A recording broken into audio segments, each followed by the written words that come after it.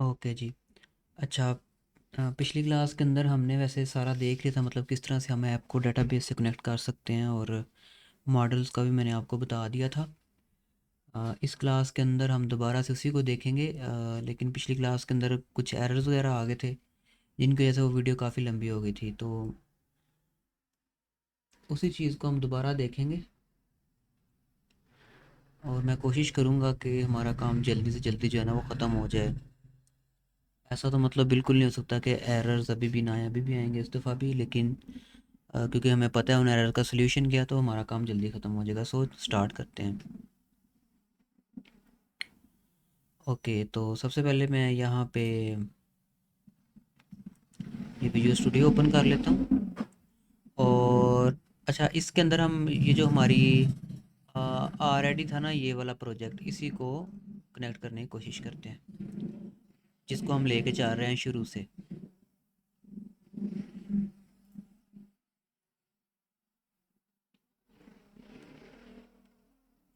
Okay,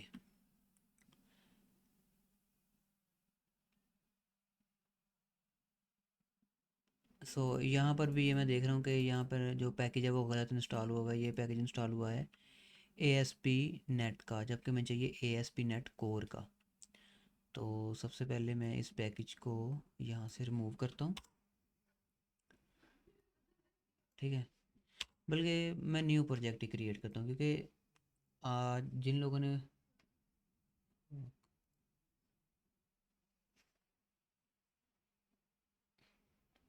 मेरा internet चला गया थोड़ी देर के लिए, तो मैं कह रहा था कि मैं न्यू प्रोजेक्ट क्रिएट करता हूँ ना।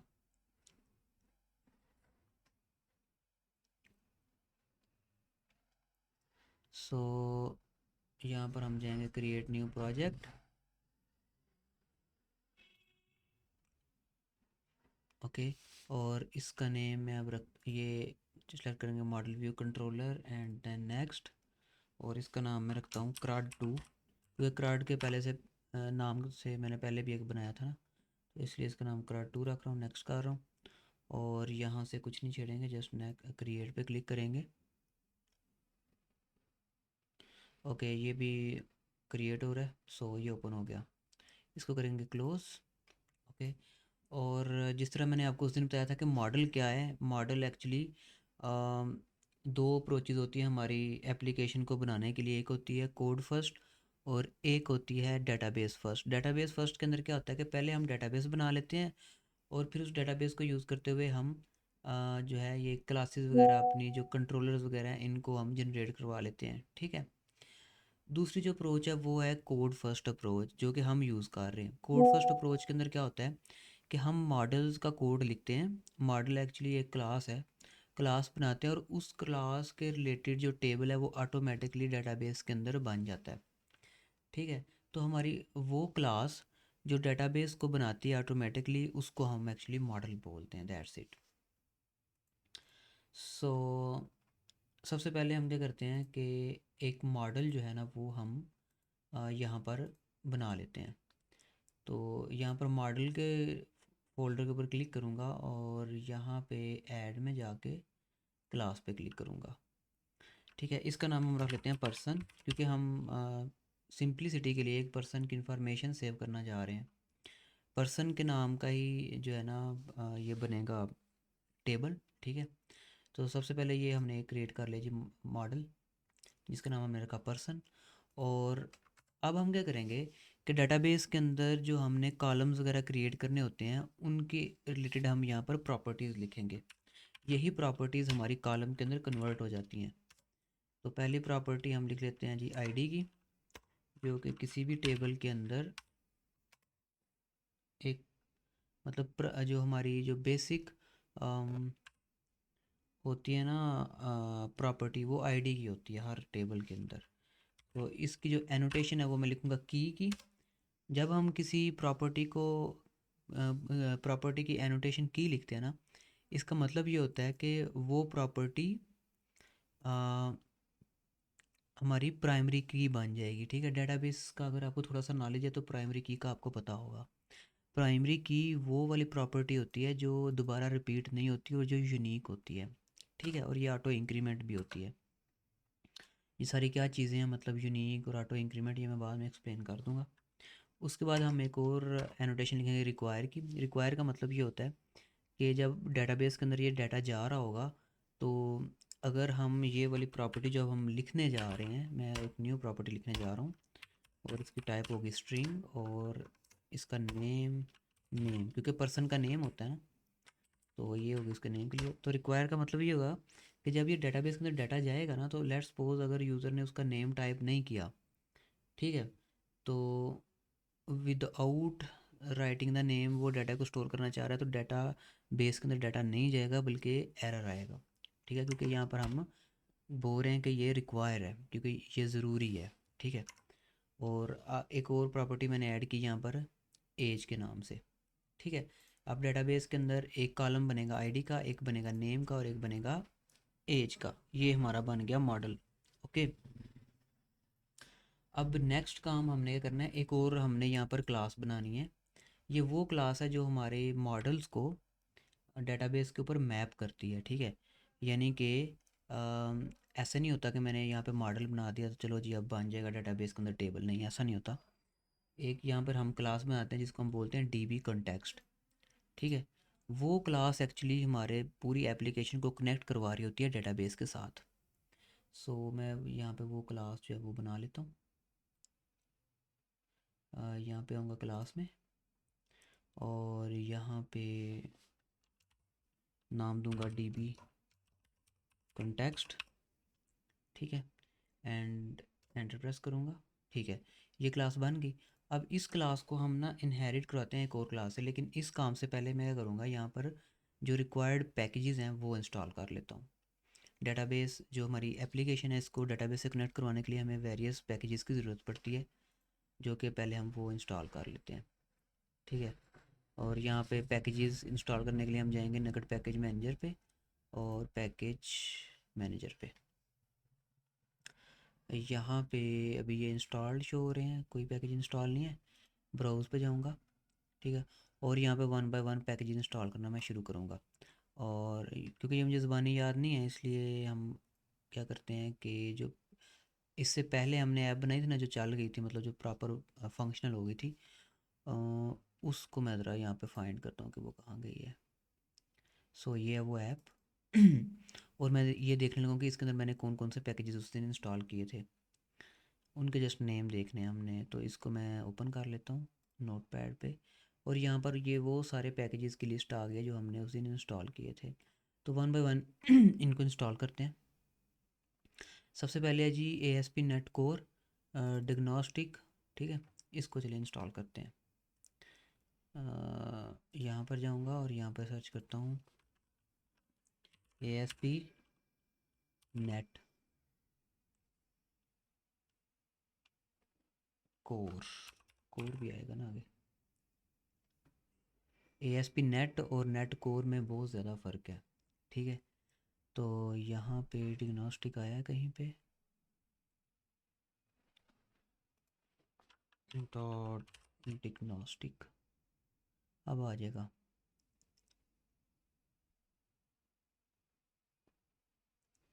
अभी भी नहीं शो हुआ। आई थिंक मैंने कोई स्पेलिंग में मिस्टेक कर दी, तो मैं क्या करता हूँ कि यहाँ से नाम कॉपी कर लेता हूँ ऐसे, और यहाँ पे ये नेम को हम कर देंगे पेस्ट। ओके, अब आ गया। ये रहा ए S P net core diagnostic, और डिग्नोस्टिक की मैं स्पेलिंग गलत लिख रहा था जिस वजह से ये पहले शो नहीं था हुआ। सो यहाँ पे मैं इसको सिलेक्ट करूँगा।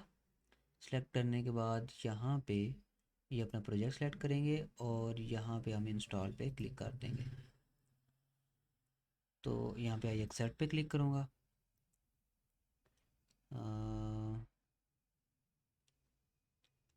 अभी इंस्टॉल जो है ना ये इसको हाईलाइट कर रहा है। ठीक है, जैसे ये अनइंस्टॉल को हाईलाइट करना शुरू कर देगा, उसका मतलब ये होगा कि ये इंस्टॉल हो गया है। और यहाँ पर ये कुछ एरर हमें दे रहा है, package restore failed, rolling back package changes for product to package is not compatible with 8.0। Okay okay, यहाँ पर ये क्या है कि जो पैकेज हम इंस्टॉल करने की कोशिश कर रहे हैं ये है 9.0, और हमारे पास जो डॉट नेट का वर्जन इंस्टॉल है वो है 8.0। तो मैं ये क्या करूँगा, यहाँ पर आऊँगा और यहाँ पर मैं ये 8.0 इसको इंस्टॉल करूँगा। ये भी इंस्टॉल कर सकता हूँ और ये भी। वैसे प्रीवियस में देखता हूँ कौन सा वर्जन इंस्टॉल हुआ था, तो प्रीवियस में 8.0.3 इंस्टॉल हुआ था। तो हम यहाँ पर वही सिलेक्ट कर लेते हैं 8.0.3 ये, और अब मैं इंस्टॉल करता हूँ। I accept. अभी ये इंस्टॉल हो रहा है। ओके, ये अनइंस्टॉल हाईलाइट हो गया, इसका मतलब ये इंस्टॉल हो गया है। ठीक है, पहला पैकेज इंस्टॉल हो गया। नेक्स्ट पैकेज, नेक्स्ट है जी हमारा ये, इसको भी करते हैं कॉपी और इसको करते हैं यहाँ पे पेस्ट। सो ये आ गया यहाँ पे।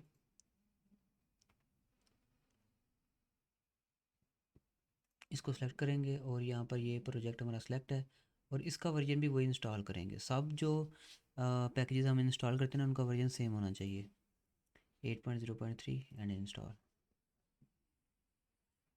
आई एक्सेप्ट।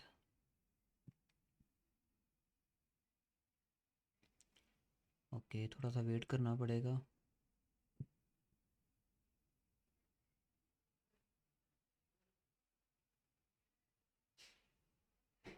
ठीक है, ये भी इंस्टॉल हो गया।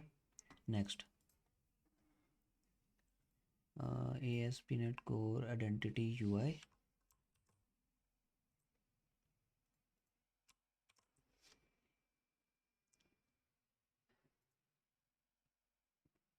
यही सिलेक्ट है, और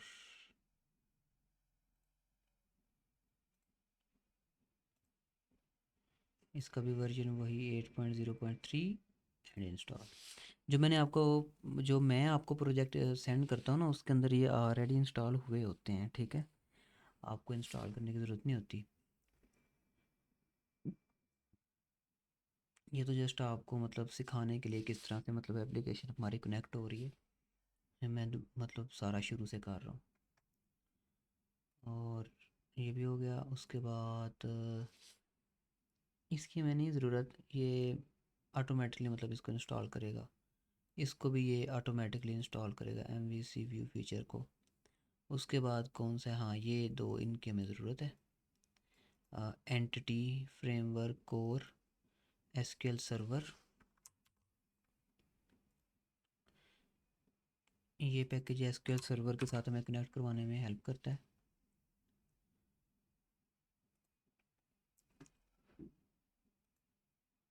ओहो, डिक्लाइन, वर्जन सेलेक्ट करना भूल गया था मैं।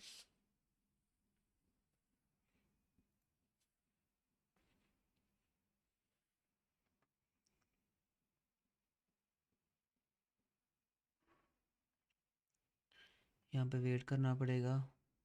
ओके, ये भी हो गया। और यहाँ पर अब मुझे चाहिए एक लास्ट पैकेज, ये वाला entity framework core dot tools,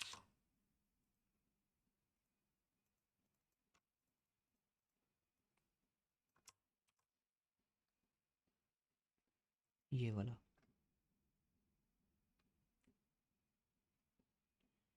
version select करेंगे और इंस्टॉल करेंगे।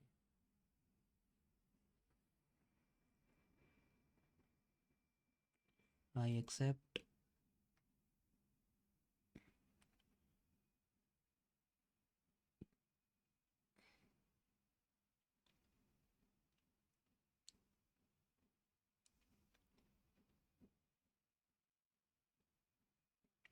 ठीक है, ये भी इंस्टॉल हो गया। ठीक है, पैकेज इंस्टॉलेशन हमारी जो थी वो डन हो गई।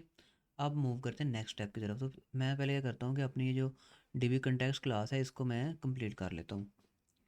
सो इसको हमें इनहेरिट करवाना होता है। DB contacts,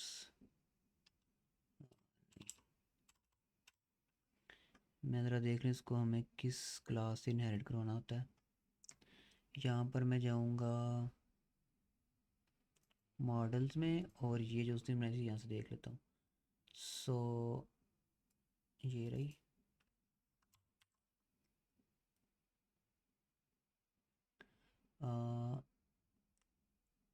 identity dB context, इस क्लास से मैं इसको इनहेरिट करवाना है।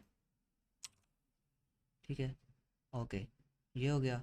उसके बाद इसका अब हमें बनाना है कंस्ट्रक्टर, ये वाला।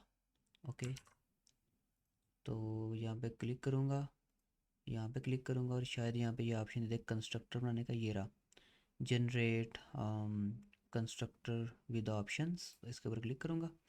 तो यहाँ पर ये इसका जो कंस्ट्रक्टर है वो बन चुका है ऑटोमेटिकली, मुझे नहीं बनाना पड़ा।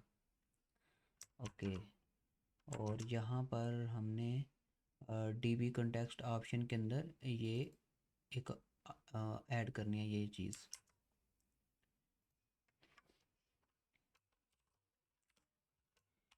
DB context, okay that's it. ठीक है जी, ये हो गया इसका कंस्ट्रक्टर। उसके बाद यहाँ पर हमें ना जिस जिस भी मॉडल का हम टेबल बनाना चाहिए ना, उसका एक रेफरेंस हमें पास करना होता है। तो यहाँ पर जैसे देखें, इसमें हमने वो एक रेफरेंस पास किया हुआ है। ठीक है, तो वही मैं यहाँ पे पेस्ट कर देता हूँ। ओके, डीबी सेट, और उसके बाद क्लास का नेम आता है यहाँ पे जैसे ये देखें क्या नेम था, पर्सन, तो वो नेम यहाँ पे आ गया डीबी कॉन्टेक्स्ट में। ठीक है, और उसके बाद ये जो नेम है, ये इस नाम का हमारा टेबल बनेगा। ठीक है, और ये इसी के साथ ये जो क्लास है हमारी, ये हो गया कंप्लीट। एक दफ़ा मैं देख लूँ ज़रा, ठीक है। Options, option base options, okay, ठीक हो गया। अब हमने क्या करना है कि हमने अपनी कनेक्शन स्ट्रिंग ऐड करनी है। कनेक्शन स्ट्रिंग क्या होता है, ये वो लाइन होती है जो कि बताती है हमारी एप्लीकेशन को कि हमारा डेटाबेस है कौन सा, कहाँ पे है, उसके क्रीडेंशियल्स क्या हैं। लाइक डेटाबेस का अगर कोई लॉगिन पासवर्ड है, इस तरह की चीज़ें, वो सारी उसको हम बोलते हैं कनेक्शन स्ट्रिंग। जैसे डेटाबेस का नेम कुछ, और इस तरह की चीज़ें, सर्टिफिकेट वगैरह। अगर मैं यहाँ पे डेटाबेस ओपन करूँ, एसक्यूएल,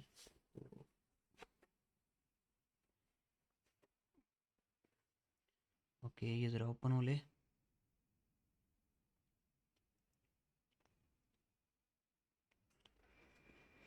ये देखें, ये हमारे होते हैं डेटाबेस के क्रीडेंशियल्स।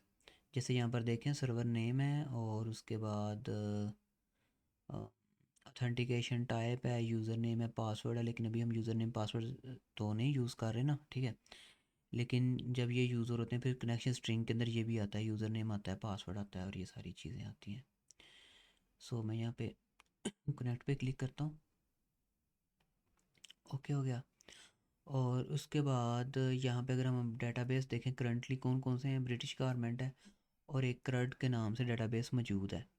और यहाँ पर हम अपना डेटाबेस, एक न्यू डेटाबेस क्रिएट करेंगे, वो ऑटोमेटिकली होगा। ठीक है, अभी फ़िलहाल मैं क्या करता हूँ कि डेटाबेस, ये जो कनेक्शन स्ट्रिंग है हमारी, ये मैंने यहाँ पर उस दिन पेस्ट की थी ऐप सेटिंग में, यहाँ पे। तो इसको मैं ओपन करता हूँ, और यहाँ से अपनी कनेक्शन स्ट्रिंग जो है मैं कॉपी कर लेता हूँ, ये रही। ओके जी, ये इसको मैंने किया कॉपी, और यहाँ पे मैं इसको कर दूँगा पेस्ट, दैट्स इट।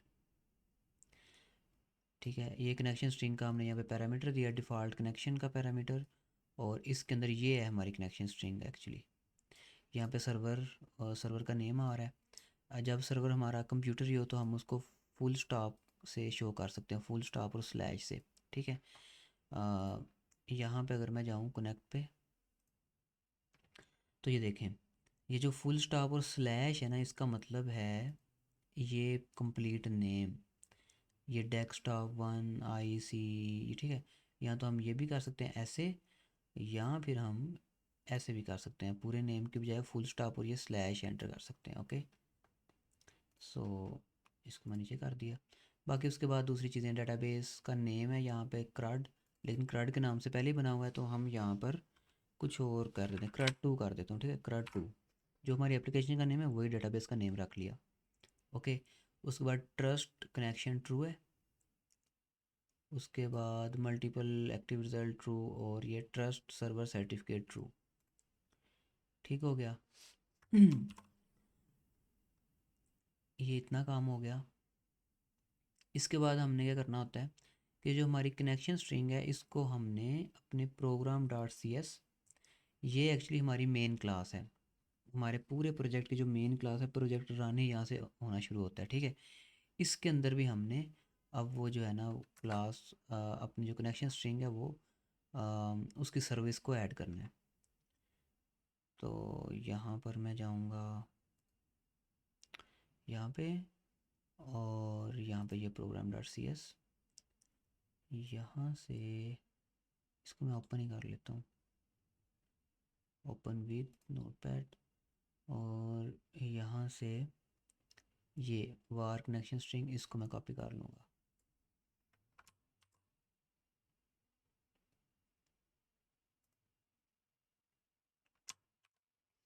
ओके। तो ये हमारी कनेक्शन स्ट्रिंग यहाँ पर भी ऐड होगी, और ये एक एरर दे रहा है क्योंकि यहाँ पर डी बी कॉन्टेक्स ये नाम है क्लास का, इसलिए एरर दे रहा था। ठीक है। ओके, सब कुछ आई थिंक रेडी है। यहाँ पर हमारा कनेक्शन स्ट्रिंग ऐड हो गया, बिल्डर कॉन्फ़िगरेशन, ठीक है, use SQL server connection string. Okay.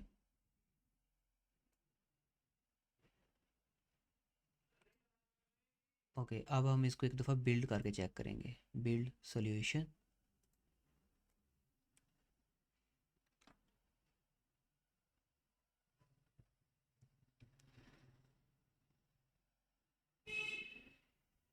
ठीक है, ये बिल्ड कंप्लीट होगी, इसका मतलब हमारा कोई एरर नहीं है। अब एक काम करेंगे कि अब हम अपना डेटाबेस क्रिएट करेंगे, और ये जो हमने क्लास बनाई है, जो मॉडल बनाया था, इसका टेबल भी ऑटोमेटिकली देखें किस तरह क्रिएट होता है। ठीक है। तो इसके लिए हम क्या करेंगे, यहाँ पर जाएंगे टूल्स में, और यहाँ पर जाएंगे NuGet package manager, then package manager console. Okay, ये कंसोल नीचे से ओपन हो गया। अब यहाँ पर हम एक कमांड लिखेंगे, ऐड माइग्रेशन, एंटर प्रेस करेंगे। ओके, मैंने नेम नहीं था लिखा माइग्रेशन का, नेम भी लिखना होता है, तो अब वो नेम आ रहा है, मैं इसका नाम जैसे रख देता हूँ INI, यानी कि इनिशियल, और बिल्ड सक्सीड। ओके। यहाँ पर जब हम एक्चुअली ये कह रहे होते हैं ना कि ऐड माइग्रेशन, तो वो क्या करता है कि जो DB कॉन्टेक्स्ट के अंदर जो भी हम क्लास वगैरह ऐड करते हैं ना, उसकी वो उसके इक्विवेलेंट SQL कोड जो है ना वो जनरेट कर देता है। जैसे यहाँ पर देखें, SQL के अंदर हम कहते हैं अगर हमने टेबल क्रिएट करना हो तो हम लिखते हैं क्रिएट टेबल, देन उस टेबल का नेम देते हैं। ठीक है। तो ये उसके इक्विवेलेंट SQL टाइप का जो कोड है ना वो कंप्लीट जनरेट कर देता है। यहाँ पर उसने कॉलम जनरेट कर दिए ID। ठीक है। बाकी ये जो कॉलम है उसकी सारी प्रॉपर्टीज़ हैं। ठीक है। जो उस टाइप है वो होगी N var 4। ओके। और नल लेबल फॉल्स है, यानी कि ये नल नहीं हो सकता, इसके अंदर कोई ना कोई वैल्यू आएगी जब भी कोई न्यू रिकॉर्ड इसके अंदर आएगा। ठीक है। उसके बाद ये हर टेबल की उसने वैल्यू वगैरह जो है ना वो बना दी। ये जो है ये इसके डिफ़ॉल्ट टेबल है। ASP.NET कोर का जो फ्रेमवर्क है ना, ये इसका डिफ़ॉल्ट टेबल है ASP.NET रोल्स। इसके अंदर रोल्स सेव होते हैं, जैसे हमने रोल्स बनाए हुए हैं ना, एडमिन और यूज़र, वो सेव होते हैं। तो ये भी तो हमारे काम का नहीं है। बाकी ये सारे डिफ़ॉल्ट टेबल हैं। हमारे वाला टेबल पता है कहाँ पे है, जो हमने बनाया अभी पर्सनस का, वो भी यहाँ पे कहीं पे होगा। अ, ये है जी ASP.NET टोकन, और ये टोकन शोकन है ये भी। हमारे वाला टेबल कहाँ पे गायब हो गया, पर्सन पर्सन,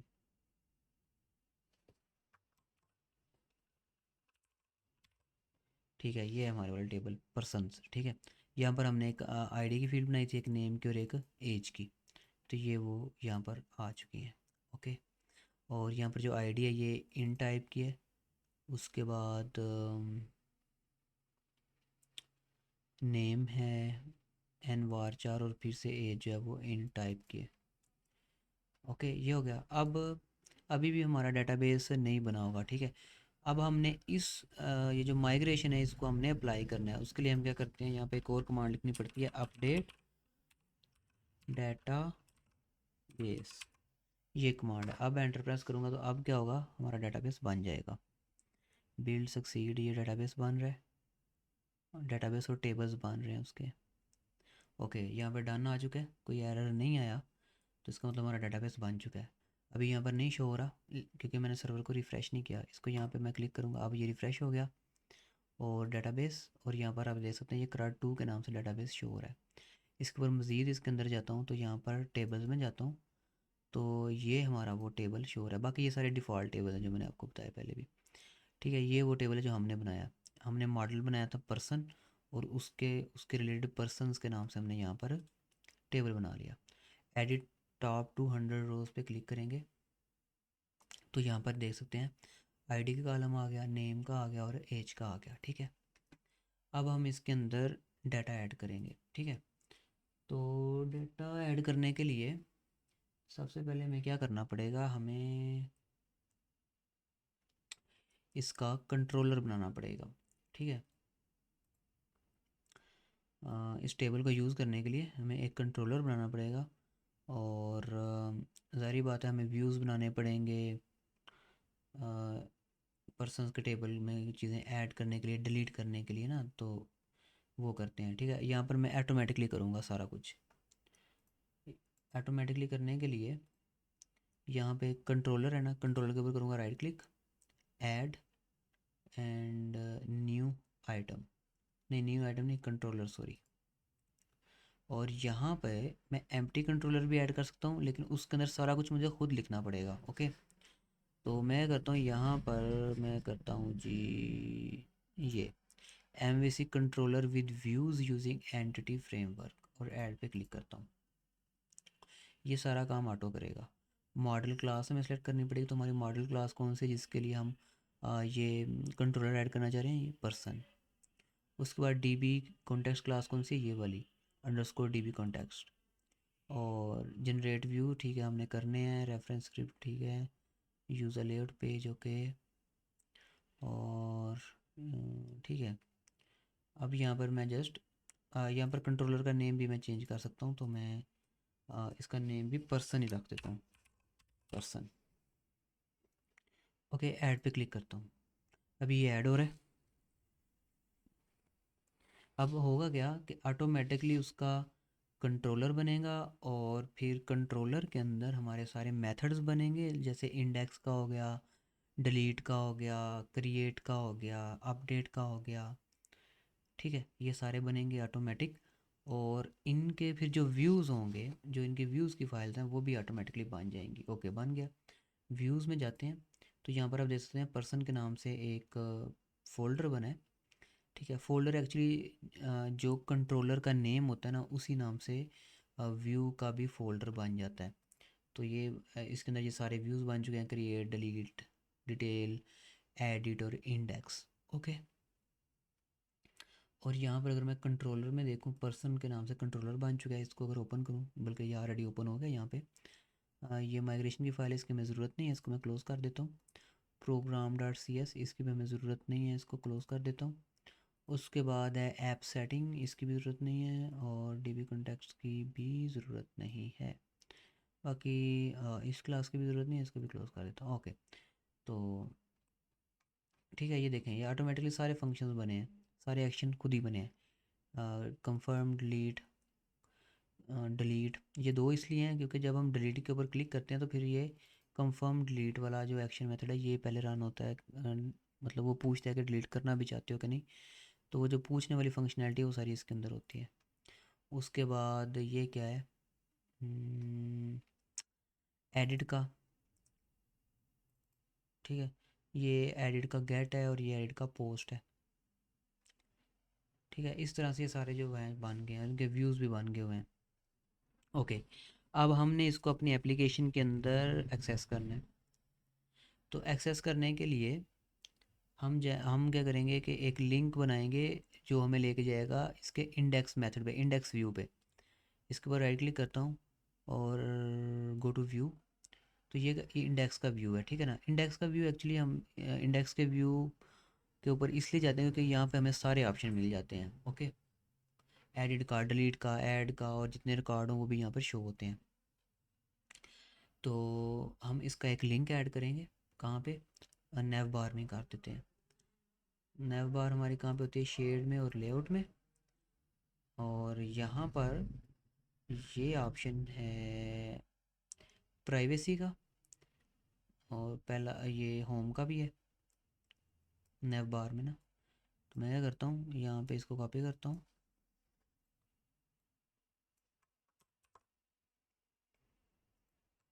पेस्ट करता हूँ। और यहाँ पे हमारा कंट्रोलर कौन सा है, पर्सन। और एस्पेक्शन मेथड कौन सा है, इंडेक्स ही। और यहाँ पर जो टेक्स्ट शो होगा वो भी पर्सन। अब मैं इसको रन करता हूँ।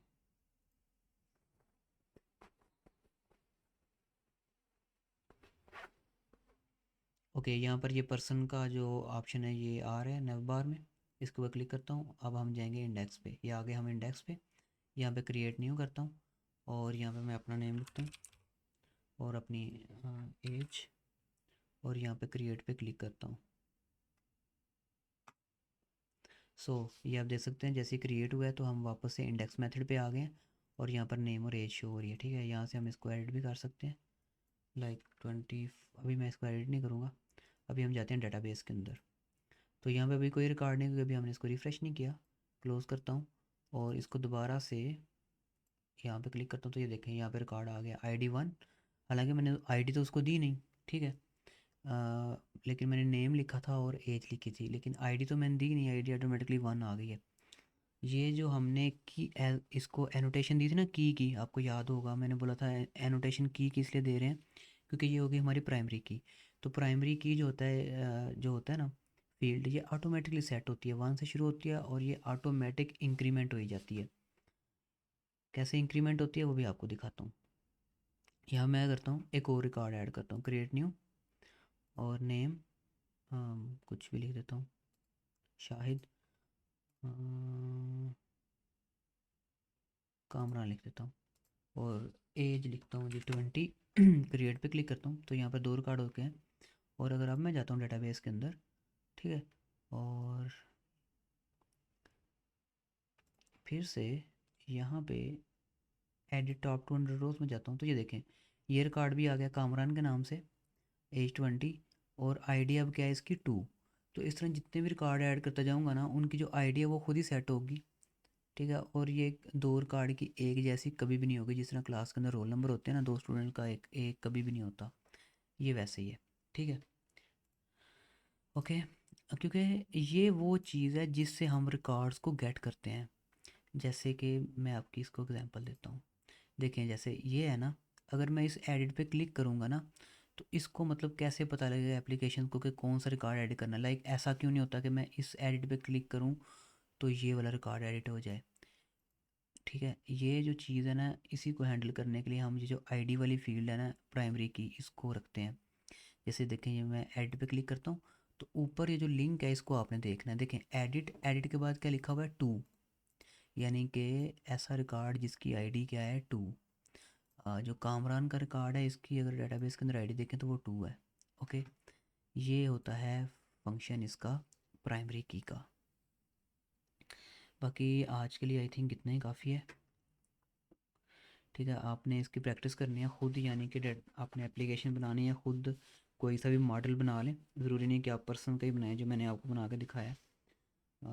यूज़र का बना लें, कोई भी बर्ड का, मतलब जो बर्ड की इंफॉर्मेशन स्टोर करे, उसका कलर ये वो, अपने मतलब थोड़ी सा क्रिएटिव होने की कोशिश करें।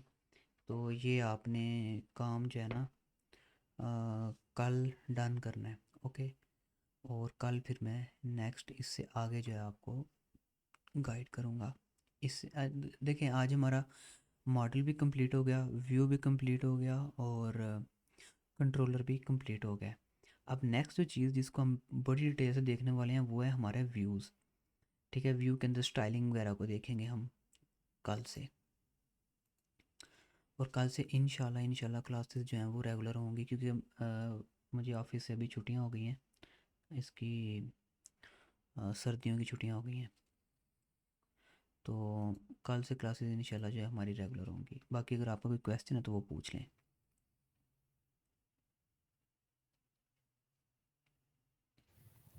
सर एक बात बताएं। जी जी, पूछें पूछें। सर आपने ये जो पर्सन का आपने हमें बना के दिए है फोल्डर, जी जी ये आपने पूरा आपने हमें क्रिएट करके दिखाए हैं। जी जी ये ये हम खुद भी बना सकते हैं ना, जैसे आपने हमें करके दिया, यानी जो इससे पहले आपने हमें चीजें इंस्टॉल करके दिखाएंगे वो एक अलग प्रोसीजर है, और बाद में जो पर्सन कट फोल्डर आपने हमें दिखाया है वो हम खुद अपने प्रोजेक्ट में बना सकते हैं, यानी हमारे पास जो माइक्रोसॉफ्ट है। मुझे आपका क्वेश्चन की समझ नहीं आपने लगी, ज़रा दोबारा पूछें। आपने प्रैक्टिस का बोला है ना हमें, हम्म। तो ये जो प्रैक्टिस है ये पर्सन के फोल्डर जैसे आपने में बनाया है, सेम इसी मेथड को हम फॉलो करते हुए ये सारे स्टेप में हम इसको बिल्कुल कर सकते हैं। मतलब हमें इसके लिए खुद प्रोजेक्ट क्रिएट करना है, जैसे आपने अभी हमें पर्सन का करके दिखाया था और आपने कहा था कि अगर हम ये ऊपर वाला ऑप्शन यूज करेंगे तो इसमें कुछ एम्प्टी फाइल होंगी, बाकी नीचे वाले से सारा कुछ हमें लिखा लिखाया जी मिलेगा, जी। जस्ट हमारा फोल्डर क्रिएट होगा। हम्म। ओके सर, ये कंफ्यूजिंग थी कि खुद करना है ये। आपने तो अभी तक कोई फाइल नहीं ना सेंड की है हमें। नहीं नहीं नहीं नहीं, आप देखें, वो आप बात कर रही हैं इसकी। जब मैंने जी यहाँ पर कंट्रोलर ऐड किया था तो मैंने यहाँ पर एम्प्टी कंट्रोलर नहीं था जी लिया। जी जी। मैं अगर यहाँ पर ऐड पे जाऊँ, आपने ऐड पे क्लिक कर कंट्रोलर, दिया था तो जी। यहाँ पर ये मैंने तीसरा ऑप्शन सेलेक्ट किया था, ठीक है। जी जी ये जो देखें, जो पहला ऑप्शन है इसके अंदर हमें कंट्रोलर जो है वो बिल्कुल एम्प्टी मिलता है, हमने खुद सारे एक्शन वगैरह लिखने होते हैं। जो दूसरा ऑप्शन जी है इसके अंदर हमें एक्शंस तो मिल जाते हैं लेकिन व्यूज़ नहीं मिलते, यानी कि उनके फिर जो व्यू होते हैं वो जी हमें खुद लिखने पड़ते हैं। ठीक है, उनकी HTML फाइल्स कह लें वो हमें खुद लिखनी पड़ती हैं। और जो एंड वाला ऑप्शन है ये सारा ऑटोमेटिक है, तो आपने ऑटोमेटिक तरीका ही यूज़ करना है, तरीका आपने यही यूज़ करना है, ठीक है। मैं बस ये कह रहा हूँ कि आपने क्लास कोई और ओके बना लें, क्लास किसी और एंटिटी की बना लें। ये जो होता है ना, ओके सर जैसे पर्सन ये एक एंटिटी है, ठीक है, इसी को हम एंटिटी बोलते हैं, जी। किसी भी स्टूडेंट फिजिकल। भी एक एंटिटी है, ऐसी करके कोई भी एंटिटी हो सकती है। हाँ, कोई भी एंटिटी, एंटिटी हम उस चीज़ को बोलते हैं, उस फिजिकल चीज़ को बोलते हैं जिसकी कोई प्रॉपर्टी हो। ठीक है, कोड है जी ना, ये एक एंटिटी है, ठीक है। ओके तो मतलब हर वो चीज़ जिसकी प्रॉपर्टीज़ हो सकें, जिसका टेबल बन सके, जिसका डाटा बन सके, उसको हम एंटिटी बोलते हैं। Okay sir. जी।